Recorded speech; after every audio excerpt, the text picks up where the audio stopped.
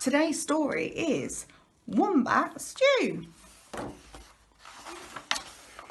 One day on the banks of the Billabong, a very clever dingo caught a wombat and decided to make wombat stew. Wombat stew. Gooey, brewy, yummy, chewy wombat stew. Platypus came ambling up the bank.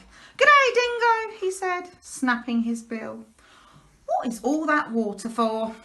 "I'm brewing up a gooey, chewy stew with that fat wombat," replied Dingo with a toothy grin. "If you ask me," said Platypus, "the best thing for a gooey stew is mud. Big blops of Billabong mud." "Blops of mud?" Dingo laughed. "What a good idea." Righty-o, in they go. So Platypus scooped up big blops of mud with his tail and tipped them into the billy can. Around the bubbling billy, Dingo danced and sang, "Wombat stew, wombat stew, gooey, brewy, yummy, chewy, wombat stew." Waltzing out from the shade of the ironbarks came Emu. She arched her graceful neck over the brew. "Oh, Dingo," she fluttered, "what have we here?" "Gooey, chewy wombat stew," boasted Dingo. "If only it were a bit more chewy," she sighed. "But don't worry, a few feathers will set it right." "Feathers?" Dingo smiled. "That would be chewy." Righty-o, in they go. So into the gooey brew, Emu dropped her finest feathers.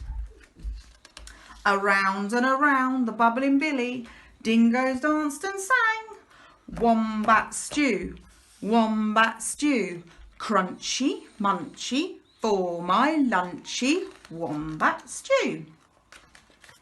Old Blue Tongue the lizard came sliding off his sun-soaked stone.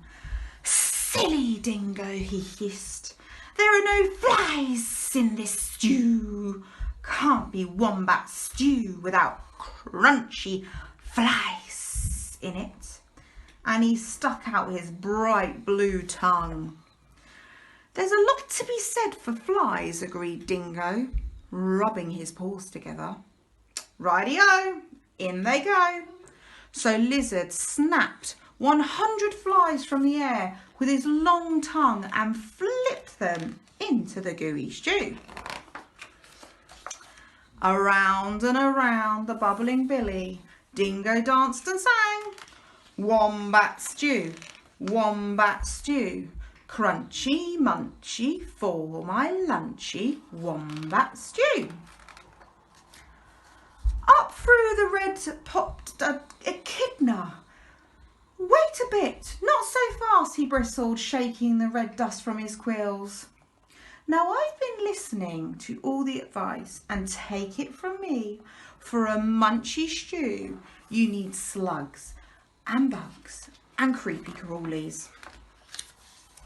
Dingo wagged his tail. "Why, I should have thought of that." Righty-o, in they go.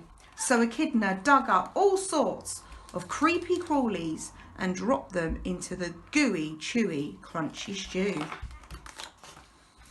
The very clever Dingo stirred and snurred, all while singing, "Wombat stew, wombat stew, hot and spicy, oh so nicey, wombat stew."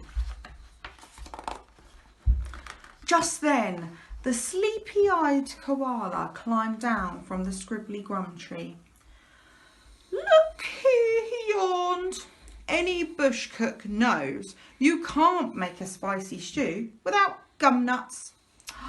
"Ah, leave it to koala to think of gum nuts," Dingo laughed and licked his whiskers. Righty-o, in they go. And into the gooey, chewy, crunchy, munchy stew, Koala shook lots and lots of gum nuts. "Aha!" cried Dingo. "Now my stew is missing one thing. What's that? Asked the animals. That fat wombat! Wait! Stop! Hang on, Dingo. You can't put that wombat into the stew yet. Why not? You haven't tasted it. Rightio, I'll taste it. And that very clever Dingo bent over the billy and took a great big slurp of stew.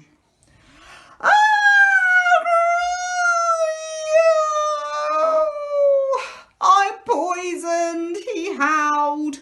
You all tricked me.